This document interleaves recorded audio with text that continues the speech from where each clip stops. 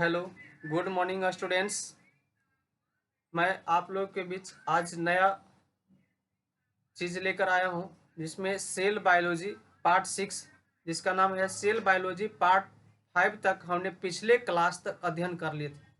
आज मैं कोशिका के जो निम्न भाग हैं उसमें जो पहले नहीं पढ़े हैं, यानी जो पहले निम्न भाग थे उसके बारे में नहीं पढ़े थे, आज जो बचा है उसको हम आज क्लियर कर लेते हैं। देखिए, केंद्रक केंद्रक है। केंद्रक को इंग्लिश में हम कहते हैं न्यूक्लियस। केंद्रक कोशिका का, याद रखना है कि कोशिका का मुख्य भाग कौन होता है? केंद्रक होता है। और केंद्रक होता है तो बताइए कि जो सेंटर में होगा वह सभी को क्या करेगा? देखभाल करेगा। जो बीचे बीच में होगा वो क्या करता है? सबको, यानी बीच में होगा तो मुख्य भाग होगा, और मुख्य भाग होगा तो यह मुख्य अभिकर्ता भी कह सकते हैं। यानी कोशिका का अभिकर्ता केंद्रक को कह सकते हैं। किसको कहेंगे? केंद्रक को कहेंगे। अब देखिए कि कोशिका के केंद्रक में आरएनए, डीएनए तथा क्रोमोसोम पाया जाता है। कोशिका के केंद्रक में डीएनए, आरएनए तथा क्रोमोसोम पाया जाता है। देखिए, कोशिका है और कोशिका के केंद्रक में, तो कोशिका के केंद्रक यानी बीच में क्या होता है? केंद्रक। और इसमें क्या पाया जाएगा? इसमें पाया जाएगा डीएनए, आरएनए तथा क्या पाया जाता है? गुणसूत्र। क्या पाया जाता है? गुणसूत्र। इसमें डीएनए, आरएनए तथा गुणसूत्र पाया जाता है। इसमें केंद्रक द्रव, और ध्यान दीजिए कि बीच में जो केंद्रक होता है उसमें लिक्विड फॉर्म में होता है, जो द्रवनुमा संरचना, यानी द्रवनुमा संरचना होता है, उसे हम केंद्रक द्रव क्या कहते हैं? केंद्रक द्रव। और केंद्रिका केंद्र में क्या होता है? गुणसूत्र स्थित होता है। सबसे पहला पॉइंट हमने यहाँ लिख दिया कि डीएनए, आरएनए तथा गुणसूत्र केंद्रक में पाया जाता है, और केंद्रक में जो द्रव स्थित होगा उसको हम क्या कहेंगे? केंद्रक द्रव कहते हैं। और इसके में केंद्रिका केंद्र, यानी जो बीच में केंद्रक में भी बीच में केंद्र होता है उसमें केंद्रिका केंद्र, इसमें क्या होता है? अवस्थित होता है, गुणसूत्र स्थित होता है। यानी गुणसूत्र क्या होता है? अवस्थित होता है। अब ध्यान देना है कि इसमें एक कोशिका, यानी एक कोशिका में केवल एक ही केंद्रक पाया जाएगा। यानी ऐसा नहीं कि हमारे शरीर में बहुत से कोशिकाएं हैं तो एक कोशिका में अनगिनत केंद्रक पाए जाएंगे, लेकिन ऐसा नहीं होता। इसमें केवल एक ही केंद्रक पाया जाता है। कितना केंद्रक पाया जाएगा? एक केंद्रक पाया जाता है। अब देखिए, इसमें केंद्रक द्रव है, ये जो केंद्रक द्रव बीच में केंद्र है और केंद्र में जो द्रवनुमा संरचना स्थित है, इसमें कहता है कि धागे नुमा संरचना, ऐसा जाल जैसा संरचना होता है। अब ऐसा देखिए ना, इस तरह से जालनुमा संरचना होगा, तो ये जो जालनुमा संरचना है इसको हम क्या कहते हैं? इसको क्रोमैटिन जाल कहते हैं। क्या कहते हैं? क्रोमैटिन। क्या कहेंगे? क्रोमैटिन जाल कहते हैं। ठीक है, क्रोमैटिन जाल कहते हैं। अब देखिए अगला है गुणसूत्र। क्या है? गुणसूत्र। गुणसूत्र का नामकरण, गुणसूत्र का सबसे पहले नामकरण बाल्डेयर नामक वैज्ञानिक ने किया था। गुणसूत्र का खोज बाल्डेयर नामक वैज्ञानिक ने किया था, जबकि इसका खोज स्ट्रासबर्गर नामक वैज्ञानिक ने किया था। यानी देखिए, स्ट्रासबर्गर, इंग्लिश में स्ट्रासबर्गर भी बोल सकते हैं, बर्गर भी बोल सकते हैं। तो बर्गर और बर्गर में ध्यान दीजिएगा, कंफ्यूजन नहीं करना है ना। स्ट्रासबर्गर ने किया था, इसका खोज स्ट्रासबर्गर ने किया था, जबकि इसका नामकरण बाल्डेयर नामक वैज्ञानिक ने किया था। अब देखिए, गुणसूत्र होता है जो धागे नुमा संरचना होता है। कैसा संरचना होगा? धागे नुमा संरचना होता है। यानी धागे नुमा संरचना, धागे के जैसा होता है संरचना। ये देखिए, हमने इसके पहले बताए थे कि धागे नुमा संरचना है, इस तरह से संरचना होता है। कैसा संरचना होगा? धागे नुमा संरचना। किसका? गुणसूत्र का। अब देखिए, यह कोशिका विभाजन के समय, जब कोशिका हमारा विभाजन करता है यानी टूटता है, अलग होता है, एक कोशिका से दो कोशिका का निर्माण होता है, उस समय कहता है कि उस समय क्या करेगा? क्रोमैटिन क्रोमेटिन जाल का निर्माण करता है, यानी क्रोमेटिन जाल के टूटने से बनता है। जो क्रोमेटिन जाल है इसको क्या करता है, यह टूटता है तब कोशिका विभाजन होता है। यानी इस ध्यान में रखना है कि कोशिका विभाजन के समय क्रोमेटिन जाल का निर्माण होता है। तो क्रोमेटिन जाल का निर्माण यानी जाल का निर्माण होगा, यानी टूटेगा तो अलग होगा, और अलग होगा तो यानी कोशिका भी क्या होगा, एक कोशिका से दो कोशिका, दो कोशिका से चार कोशिका, यानी विभाजन होगा। अब देखिए इसमें कहता है कि यह अनुवांशिक लक्षण को, यानी अनुवांशिक लक्षण क्या है कि आने वाले वंश में जाने वाले गुण को है ना अनुवांशिक लक्षण हो गया। जैसे माता पिता का गुण बाल बच्चे में जाना, ये अनुवांशिक गुण हो गया। तो ये अनुवांशिक गुण क्या करता है कि एक पीढ़ी से दूसरे पीढ़ी में क्या करता है, स्थानांतरित करता है। गुण सूत्र यही होता है कि एक पीढ़ी से दूसरे पीढ़ी में क्या करते रहता है, अनुवांशिक लक्षण को स्थानांतरित करते रहता है। यानी एक पीढ़ी से दूसरे पीढ़ी में, जैसे दादा से आया तो है ना पिताजी में, और पिताजी से आया तो बेटा में, और बेटा से क्या हो गया उनके बेटा में, यानी पौत्र में आ गया। तो ध्यान दीजिए अब आगे है, इसके बाद हम अगला पढ़ते हैं जिसका नाम है, देखिए यहाँ पढ़ लिया केंद्रक हो गया गुणसूत्र, और केंद्रक में हमने पढ़ा कि डीएनए तथा आरएनए होता है। तो अब डीएनए तथा आरएनए के बारे में हम जानते हैं कि डीएनए क्या होता है और आरएनए क्या होता है। ठीक है,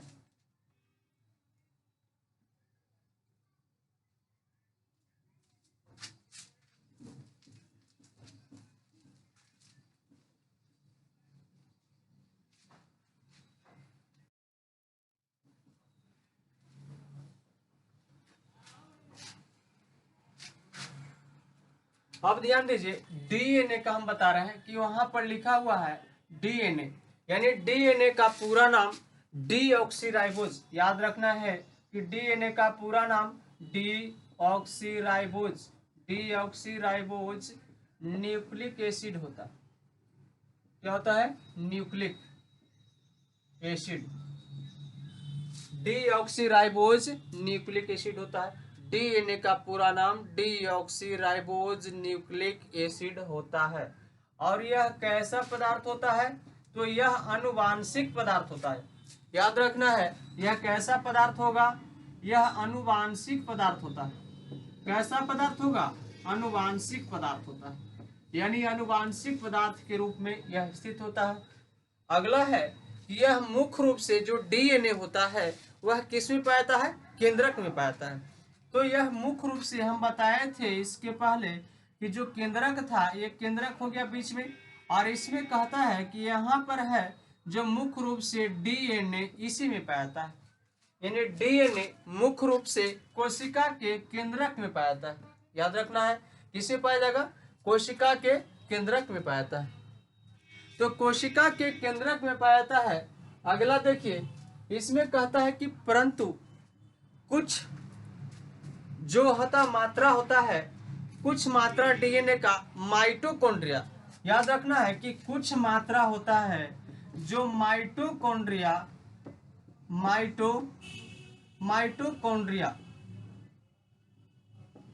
माइटोकॉन्ड्रिया तथा हरित लवक में ही पाया था। किसमें, हरित लवक। डीएनए होता है जो कोशिका के केंद्रक में स्थित होता है, और अन्य पदार्थ कहेगा तो माइटोकॉन्ड्रिया तथा किसमें अवस्थित होगा, हरित लवक में स्थित होता है। अब देखिए इसका जो संरचना होता है, डीएनए का संरचना अगर कहे तो डीएनए का संरचना कैसा होगा, दोहरी है ना, दोहरी कुंडलित संरचना होता है। कैसा संरचना होगा, दोहरी कुंडलित संरचना होती है। तो दोहरी कुंडलित संरचना कहने का मतलब दोहरा होगा, और जब भी कुंडलित होगा तो इस तरह से होगा, यानी इस तरह से अवस्थित होगा, है ना। अब देखिए इस तरह से अवस्थित होगा, यानी कैसा है संरचना, देखिए इस तरह से दोहरी कुंडलित संरचना है कि नहीं है। तो इसमें दोहरी कुंडलित संरचना होती है, इसमें डीएनए में।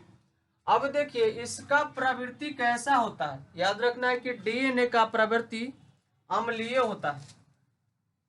डीएनए का प्रवृत्ति होता है जो अम्लीय होता है, यानी अम्ल के रूप में कैसा होगा, है ना, अम्लीय होगा। कैसा होगा, अम्लीय होगा, यानी स्वाद में कैसा होता है, अम्लीय, खट्टा होता है। अब देखिए अगला है कि इसमें जो क्या क्या पाया जाता है, शर्करा पाया जाता है, डीएनए में शर्करा नाइट्रोजनी क्षार नाइट्रोजनी क्षार होता है जो एजीसीटी के रूप में पाया जाता है, एजीसीटी के रूप में। अब एजीसीटी का मतलब होता है कि एडेनिन, गुआनिन, साइटोसिन, थायमिन, यानी नाइट्रोजनी क्षार एजीसीटी के रूप में पाया जाता है। अब देखिए डीएनए का पूरा हम कंप्लीट कर लिए, है ना, डीएनए होता है। अब देखिए डीएनए का पूरा कंप्लीट कर लिए। अब देखते हैं आरएनए के बारे में हम चर्चा करते हैं। आरएनए क्या है? अब देखिए आरएनए का फुल फॉर्म यानी पूरा नाम देखिए आरएनए, यानी इसको हिंदी में आरएनए लिखते हैं, है ना। अब आरएनए का पूरा नाम होता है राइबोज न्यूक्लिक एसिड होता है, राइबोज न्यूक्लिक एसिड होता है। इसका पूरा नाम तो राइबोज न्यूक्लिक एसिड हो गया। इसका यह मुख्य रूप से, यानी जो कहता है कि यह मुख्य रूप से किसमें पाया जाता है, तो कोशिका द्रव में पाया जाता है। देखिए मुख्य रूप से किसमें पाया जाएगा, ये कोशिका है और बीच में क्या है, केंद्रक है। तो कोशिका में जो कहना द्रव स्थित होता है उसको हम क्या कहते हैं, कोशिका द्रव कहते हैं। इसको हम क्या कहेंगे, कोशिका द्रव। और कोशिका द्रव में क्या स्थित होता है, आरएनए स्थित होता है। इसी में कौन स्थित होता है, आरएनए स्थित होता है। ध्यान देना है कि कोशिका के अंदर जो द्रव स्थित होता है, यानी उसको हम क्या कहेंगे, कोशिका द्रव। और कोशिका द्रव में कौन स्थित होता है, आरएनए स्थित होता है। ठीक है। अब देखिए आगे बढ़ते हैं। यह एक चीज और काम करता है, जो अनुवांशिक होता है लक्षण, वह अनुवांशिक लक्षण को क्या करता है, ढोने का काम करता है, एक स्थान से दूसरे स्थान, यानी वाहक का काम करता है। मैसेंजर कैसे होता है मोबाइल में, कि मैसेंजर के द्वारा हमें मैसेज प्राप्त होता है, दूसरे एक मोबाइल से दूसरे मोबाइल तक पहुंचाने का काम करता है। उसी प्रकार से आरएनए है जो कहता है कि क्या करता है, हमारे अनुवांशिक लक्षण को क्या करता है, ढोने का काम करता है, यानी वाहक होता है ना, ढोने का काम करता है, पहुंचाने का काम करता है। अब देखिए आरएनए है जो मुख्य रूप से कहता है कि प्रोटीन का संश्लेषण करता है। किसका संश्लेषण करता है, प्रोटीन का। याद रखना है कि आरएनए है जो मुख्य रूप से प्रोटीन का संश्लेषण करता है। किसका संश्लेषण करेगा, प्रोटीन का। यानी प्रोटीन का संश्लेषण करने का मतलब है कि यह प्रोटीन का निर्माण करेगा। अब देखिए इसमें जो संरचना होता है, इसका जो संरचना होगा एक हरी होता है। कैसा होगा, एक हरी। देखिए डीएनए की जो संरचना होता है दोहरी कुंडलित संरचना होती है, जबकि आरएनए की जो संरचना होती है वह कैसी होती है, एक हरी कुंडलित संरचना होती है। तो एक हरी कुंडलित संरचना होती है। इसमें हम अगर कोई पूछता है या पूछने का है ना, हम बता रहे हैं डीएनए तथा आरएनए में अंतर हमें लिखना है, तो डीएनए तथा आरएनए में अंतर भी इससे लिख सकते हैं। देखिए कि डीएनए का पूरा नाम डीऑक्सीराइबोज न्यूक्लिक एसिड होता है, जबकि आरएनए का पूरा नाम राइबोज न्यूक्लिक एसिड होता है। अब कहते हैं आरएनए का पूरा नाम राइबोज न्यूक्लिक एसिड होता है, जबकि डीएनए का पूरा नाम क्या होता है, डीऑक्सीराइबोज न्यूक्लिक एसिड होता है। इस प्रकार से इसका कहता है कि इसका प्रवृत्ति कैसा होगा, अम्लीय होगा, इसका प्रवृत्ति कैसा होगा, क्षारीय होगा। यहाँ ध्यान देना है। अब इसके बाद कहता है कि यह अनुवांशिक सूचना को क्या करता है, ढोने का काम करता है। कौन, आरएनए करता है।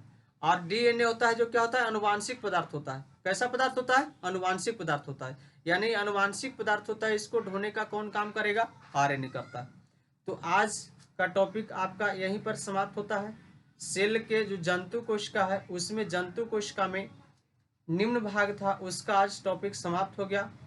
मैं अगले क्लास में यानी पादप कोशिका यानी जंतु है ना, पादप कोशिका में कौन कौन होते हैं उसके बारे में हम चर्चा करेंगे।